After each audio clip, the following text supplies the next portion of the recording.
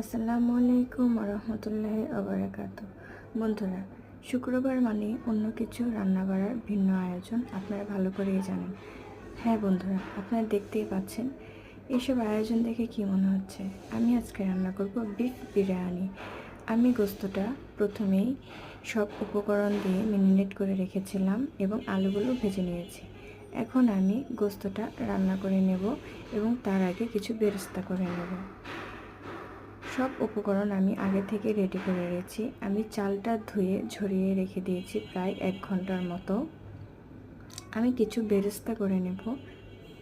আমার বেরেস্তাটি হয়ে গেছে। আমি এখানে দুধের সাথে সব কিছু মিশিয়ে রেখে দিয়েছি বিরিয়ানির জন্য। গোস্তটা আমার কষানো হচ্ছে, আমি ঢেকে রান্না করে নেব।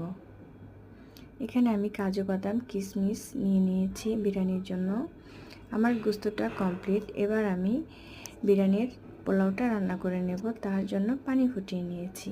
এবার আমি এতে চাল দিয়ে দম দিয়ে রেখে দেব। আমার বিরিয়ানির চালটা প্রায় হয়ে যাচ্ছে বন্ধুরা।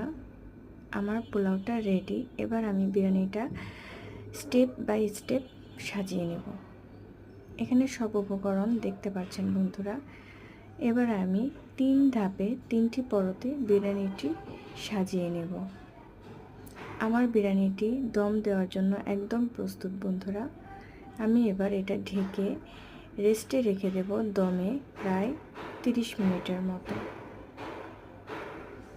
30 মিনিট পর আমি ফিরে এলাম বন্ধুরা। আমার বিরিয়ানিটি একদম কমপ্লিট। কেমন হয়েছে বন্ধুরা? আপনারা কি খাচ্ছেন শুক্রবারে? অবশ্যই ভালো কিছু। ভালো থাকবেন, সুস্থ থাকবেন। আল্লাহ হাফেজ।